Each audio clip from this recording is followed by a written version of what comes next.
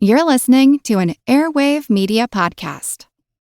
Get cash for clothes at Plato's Closet in North Charleston and West Ashley. It's so easy. Recycle, earn cash, repeat. We pay cash on the spot for your trendy, gently used clothing, shoes, and accessories. At Plato's Closet, we buy all seasons, all day, every day. It's time to clean out your closet and cash in. Bring in your denim, graphic tees, athletic wear, shoes, handbags, and more. Sell your styles to Plato's Closet for cash. Then, do it again. Plato's Closet, located in West Ashley on Sam Rittenberg Boulevard and North Charleston on Rivers Avenue. It's a long way to Tipperary, it's a long way to go. It's a long way to Tipperary, to the sweetest girl I know. Hello everyone, and welcome to the History of the Great War, episode 102. This week, a thank you goes out to Ian, Niall, Daniel, Christopher, and John for their support of the podcast. They will be able to listen to the next Patreon supporter episode later this week, as we continue our look at the development and usage of railways during the war. I would also like to thank my local public library, the Greene County, Missouri Public Library, for this episode. As I am knee-deep in research for next year's episodes, I've been hitting up the library pretty frequently over the last month. If you are able, you should support your local library as well. And if you are looking for something to read for the holidays, head over to historyofthegreatwar.com, where you can find a mostly comprehensive list of sources used in the show so far. Our story today begins in September, as the Battle of the Somme enters its third month. And while the fighting would continue all the way until November, this would be the month of the last large British and French offensives in an attempt to break the German line. It would be a long, hard month of fighting, with smaller efforts scattered on either side of the main effort in the middle of the month. This middle battle would come to be called the Battle of Flers-Courcelette, and it would see the use of tanks in warfare for the first time. Although they would not result in the great victory that was hoped, they would help the infantry to make some pretty reasonable gains. We begin today not with a large offensive, but instead at the village of Guillemont. The fighting over the village of Guillemont, which was located on the southern end of the British area of the front, was seen as an essential stepping stone before the British could launch their next attack. The attacks on the village had been numerous up to this point, but they were going to give it another go, because without it, the next attack would be blunted on its southern end, which would be a problem if you're trying to, break through the line. The Germans had already stopped every attack so far, and it was an important area for their men to hold on to as well. Villages like Guillemont are found all throughout the First World War story, small bits of ground that take on a psychological effect far greater than their tactical, strategic, or geographical effects as a whole. In this case, the Germans had already lost so many men trying to hold on to this one village that to eventually lose it would mean that all that sacrifice had been wasted, or at least that's what a lot of men would think. On September the 3rd, though, this would come to pass.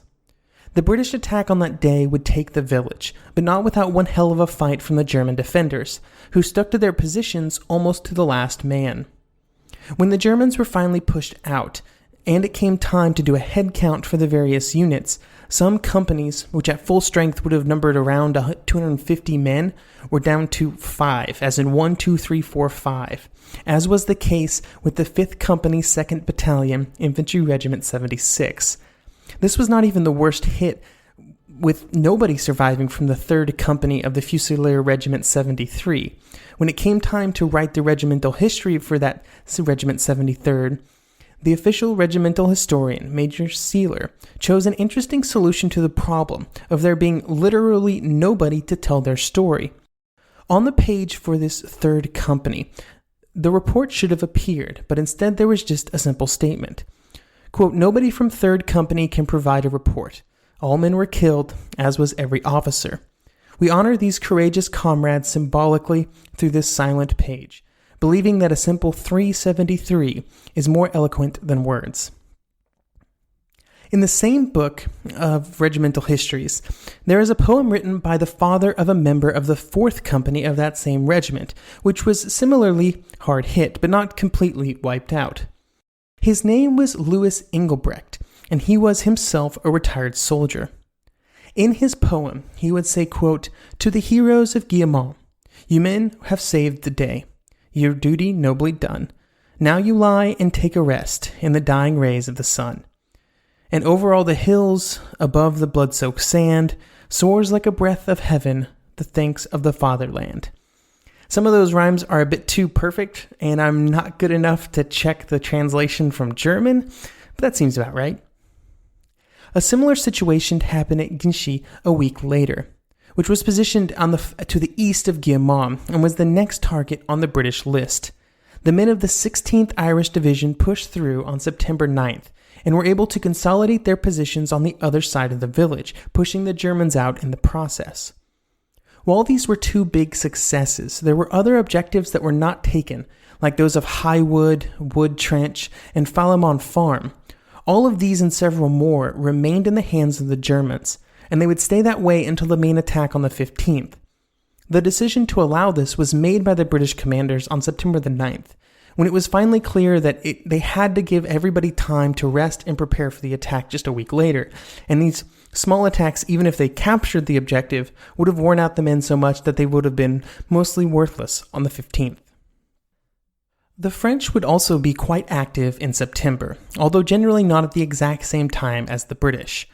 Foch was changing his tactics, and he abandoned his previous attempts to have all of the French troops on the Somme attack simultaneously, because he did not see a correlation between the managerial and supply problems that this created and increased successes on the battlefield. Because of this, there would be several French attacks during September, but always just one army or one corps. This made them large by normal standards, of course, but small when compared to the larger efforts on this same front. The one on September the 3rd would involve 10 divisions on a front of 17 kilometers. The attack got off to a good start, and to the north of the river they were able to advance quite far. However, it would eventually stall out after capturing some trenches and a few thousand prisoners. You know how it goes. Their next attack would then be launched on September the 12th, which was 3 days before the British attack. This time they attacked on both sides of the river, and the French 6th Army was able to make some pretty early advances, and this went well enough that Foch actually notified the 2nd Cavalry Corps to prepare for possible action in case it was needed to exploit the attack. However, like all attacks, it slowly ground to a halt, even though most of the 6th Army's reserves were committed late in the day to try and get it moving again. Even with this success, the French attack would still end before the British attack began on the 15th, which meant that while the French were attacking, the British were sitting in their trenches watching, and while the British were attacking, the French would be doing the same thing. I'm not quite sure why this is. Nothing in my research seems to have a clear answer, other than the armies just not being well coordinated and not properly communicating delays or changes in date to one another. The French would provide some artillery assistance on the 15th, but that would be all. Throughout the next month and a half, through the rest of September and then through October, the French would launch multiple smaller attacks that resembled the British efforts from early September, and they had roughly the same level of results. Many of these managed to capture small bits of enemy territory, but there was nothing truly remarkable that happened, and generally it just resulted in some small changes to where lines were drawn on a map. And now we come to the tanks, the moment you have all been waiting for, or maybe that's just me. Whether or not tanks would be used in the September attacks was not a guaranteed thing until right before they happened. In fact, many British leaders were against using them entirely, or were at the very least quite pessimistic about how they would perform. Many since 1916 have criticized the British leadership because they believe that 1916 was too early to use the tank, and that if only they had waited or improved the design and tactics a bit first, then maybe they would have had a larger influence. There was a time that I would have agreed with that sentiment. However, as I've been researching for the podcast, I think my thinking has been swayed in another direction. One quote that I quite like on why my mind has shifted comes from Brigadier General John Charteris, who said essentially that the British could learn as much from a single usage of the tank in the battlefield than they could from a year of theorizing behind the front. I find this argument really persuasive, especially when you consider how long it sometimes took the British to learn the battlefield lessons even when they did have them, especially when it came to utilizing new technology. If they would have waited, they probably would have just delayed learning those valuable lessons, and they just would have been forced to solve them later in the war. I think reliability is something that is often pointed to as one of the reasons the tanks were released too early. And sure, their reliability sucked. Most of them will break down before they do anything. But the British thought that they would be more reliable on the battlefield than they ended up being. Without actually seeing how much stress the tanks were put through on the battlefield, maybe those reliability improvements would not be made in time for the Mark IVs and Mark Vs that were used in 1918. Maybe those tanks that would play a big part in winning the war would not be as reliable as they would end up being. In general, when looking at history, there's an easy mistake to make that if person X had just been able to go from point A to point C without making the mistake that was point B, then everything would have been better. However, often point B, in this case, the use of this new tool, the tank on the battlefield, is critical to finding out that there even is a point C, and in which direction it was in. So that's a pretty long discussion, but that's a topic that gets brought up a lot if you read about the early usage of tanks. So I thought I'd bring it up and give you my opinion on it. The fact was, though, that the tanks were going to be used. So let's talk about their effect on the front. The first group to experience the tanks were actually the British infantry themselves, who did not have a great idea of what they were going to be working with when it came to the tanks. Here is Sergeant Harold Horne, describing the experiences of his unit as they moved to the front in the days before the attack. Quote, "On our way up to the trenches, we passed groups of large objects concealed under camouflage netting, but in the dark we could not see what they were. Also, we noticed that at intervals, white tapes had been laid on the ground, leading in the direction of the trenches. When we got into position, we had the job of filling in the trench at each place where the tapes met it to provide a crossing place for the tanks. After we got into position, we were told that tanks, some kind of armored vehicle, were coming up to lead the attack." End quote. So as you can see, the British infantry had just as little of an idea of what was actually happening as the British did. During the attack, the plan was for the tanks to move forward with the infantry, but because they were slower than the infantry, they would start their advance slightly ahead of the men, which would put them at the German trenches hopefully about 5 minutes before the infantry got there. The really important bit of the plan, though, was that the artillery would leave lanes for the tanks to drive through, lanes that would be about 100 yards wide that would not receive the normal artillery barrage. This was both to leave the ground as intact as possible, but also to allow the tanks to perform this early advance without getting destroyed by their own guns, because nobody wants that. These lanes would be highly visible both on the ground and in the air, as this British airman explains. Quote, "When we climbed up to the lines, we found the whole front seemingly covered with a layer of dirty cotton wool, which was the smoking shell bursts. Across these were dark lanes, drawn as it might have been by a child's stubby finger in the dirty snow. Here, no shells were falling. Through these lanes lumbered the tanks." End quote. These lanes were pointed to some of the toughest German obstacles on the front, with each tank assigned to them for their capture. This was a decent plan, taking this new tool and giving it to the infantry units as a way to give them support against these tough obstacles. There was just one tiny little problem. The tanks broke down a lot. When this happened, the infantry found themselves completely alone, trying to assault these positions that had not been touched by the creeping barrage, which was never a recipe for success. Not all of the tanks would fail to reach the German lines, though, and when they got there, the Germans were definitely surprised. In general, the German commanders knew that the tank existed, or at least they knew that something called the tank existed, and that it was some sort of armored vehicle.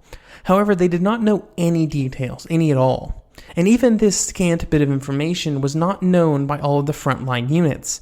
So needless to say, men were quite surprised when this thing started rolling towards their positions, like this soldier of the 211th Infantry Regiment. The soldier starts off by talking about how it had affected another soldier that was nearby. Quote, "There is a crocodile crawling into our lines. The poor wretch was off his head. He had seen a tank for the first time and had imagined this giant of a machine, rearing up and dipping down as it came, to be a monster. It presented a fantastic picture, this colossus in the dawn light, One moment, its front section would disappear into a crater with the rear section still protruding. The next, its yawning mouth would rear up out of the crater to roll slowly forward with terrifying assurance." End quote. While caught off guard, the Germans were not helpless, and they would manage to quickly come up with some countermeasures, which I think speaks pretty highly of the ability of small German units to improvise. A few tanks found their tracks destroyed by grenades placed in them by German soldiers who would creep right up to the tanks, and some were disabled through the use of armor-piercing ammunition that had been issued to the frontline units as a way of dealing with the metal shields that British snipers sometimes used at the front. Both the improvised countermeasures and the problems of just getting the tanks forward would make for a rough day for these vehicles on the 15th.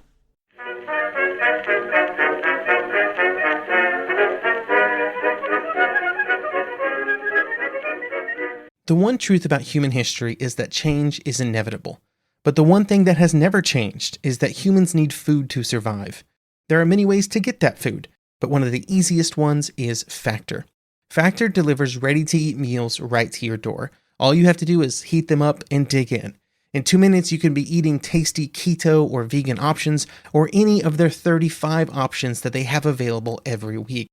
So you can choose maybe the cheesy garden herb chicken, maybe the Santa Fe green chili beef skillet, or perhaps the Caribbean spiced tofu. It is all delicious, and if you have a bit of a sweet tooth, Factor still has you covered with a wide range of snack and smoothie options. Chocolate mocha cheesecake, snickerdoodle macaroons. Any of that sound good? And don't worry, even the tasty stuff is dietitian approved. Head over to factormeals.com/GW50 and use code GW50 to get 50% off. That's code GW50 at factormeals.com/GW50 to get 50% off. Hello, Saver. Whether you're saving for that trip to the tropics or saving for an emergency, now is the time to take advantage of Wells Fargo's savings options. Wells Fargo offers savings accounts that can help you save towards your goals. So, what are you saving for? Visit a Wells Fargo branch or wellsfargo.com/save to open a savings account today. Wells Fargo Bank, N.A., member FDIC.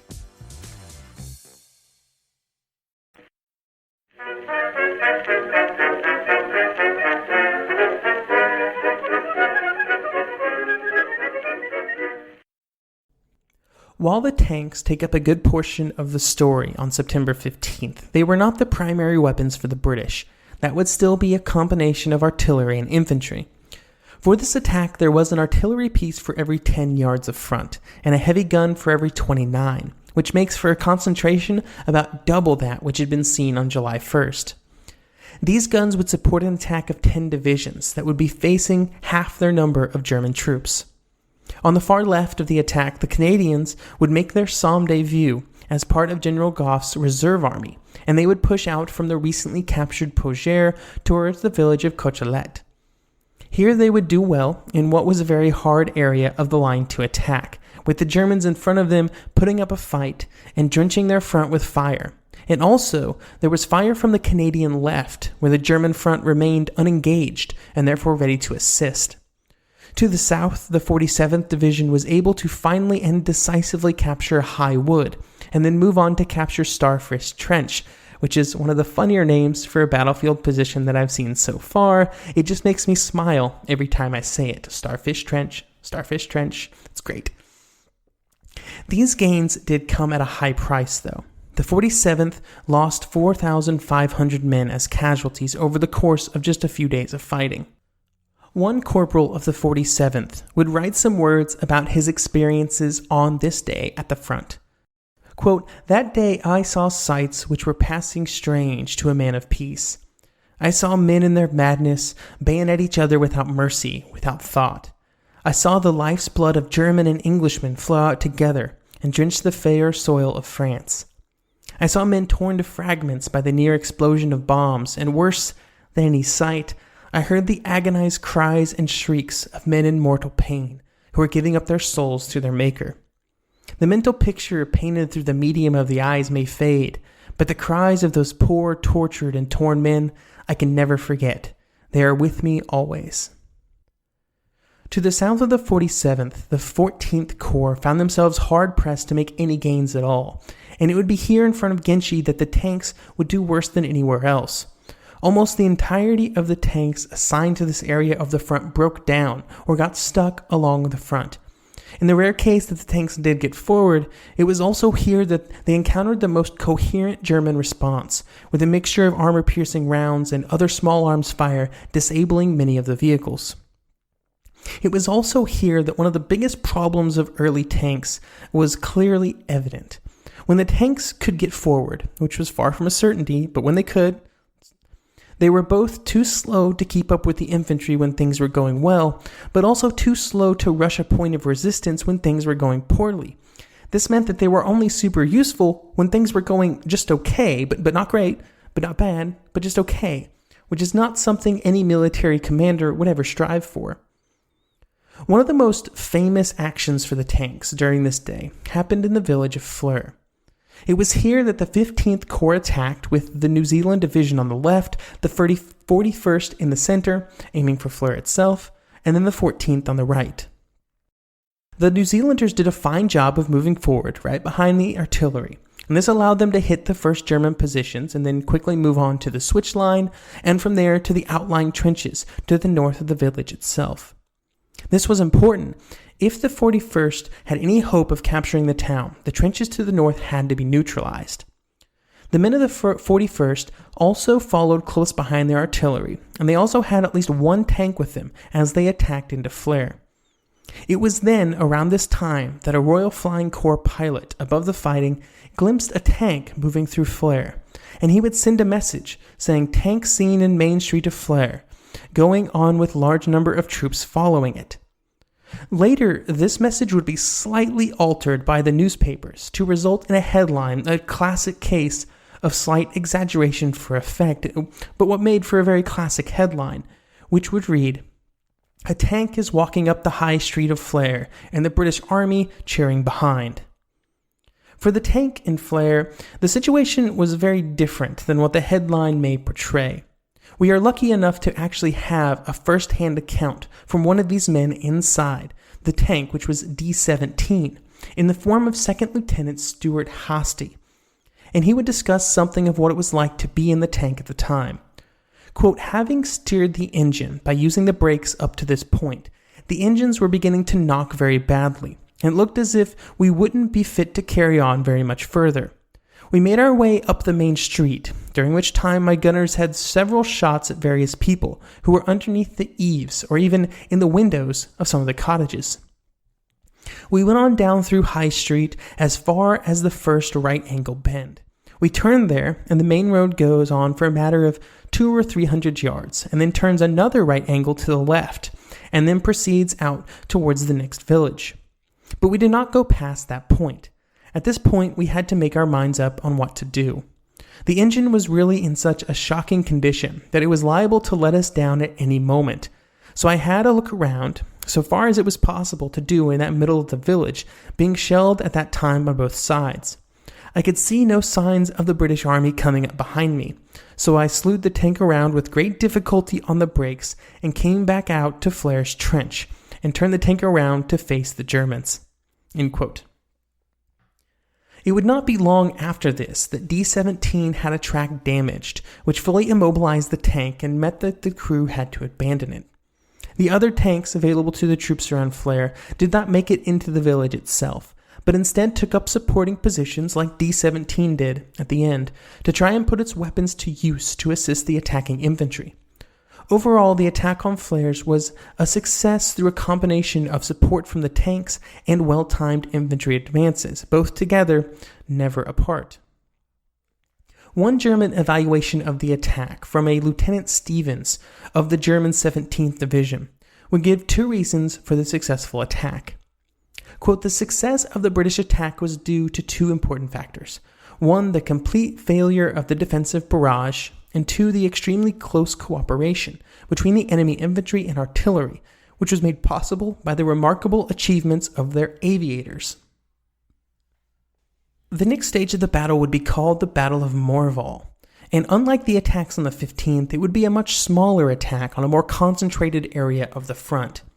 The big difference between this attack and the attacks in early September was that in this case, the British were not saving men or ammunition for a later attack. And because of this, they were able to concentrate their material that was necessary to make some success. They set up a series of bite and hold attacks that would involve the British taking several jumps of a bit over 1,000 yards, which would encompass the first trench line, and they would stop while still under their protection of the artillery. A critical piece of this plan was a steady and consistent counter-battery program that allowed them to use aircraft to identify and then engage about a third of the total German artillery in the area. This allowed the infantry, who went over for the first time at noon on September 25th, the ability to get there, take a trench, and then not have to be hit by the quick and strong artillery response. The one problem with these efforts was that it did not present any real chance of a short-term victory on the Somme. Sure, the British could advance a little way forward on a small front with ease, but because this was slow, it would always give the Germans the ability to just pull back and prepare a new line of positions that then the British would have to take another step to take. Really, this could happen as many times as necessary for the Germans, especially at this point in the year when one of their primary concerns was preserving manpower. On the 26th of November, a new operation began for the Reserve Army, and this was a move against Thiepval Ridge, which would come to be called the Battle of Thiepval.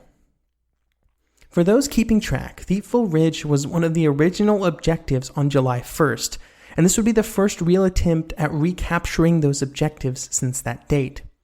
The hope was that the Germans were too distracted by the Battle of Morval, and all the previous fighting had worn down their reserves enough to make this possible. They had a good amount of artillery, and the attack was launched on a front of only 6,000 yards. And into this area of the front were pushed pieces of 4 divisions, including the 1st and 2nd Canadian. When they moved forward, they were able to take the village of Thiepval on the first day, but then after that, things became disorganized, and little additional objectives were captured, but nothing major. During this time, the casualties were staggering. I don't remember numbers this high per division since July 1st, with the Canadian division losing over 6,000 men, which is way more than most other actions at this point. This would not end the fighting in this area of the front, and they would be back here in October to attack pretty much the exact same positions in the Battle of the Anchor Heights, which we'll talk about next week. Overall, September was a costly month for both sides, with the British and French losing about 177,000 men, and the Germans 140.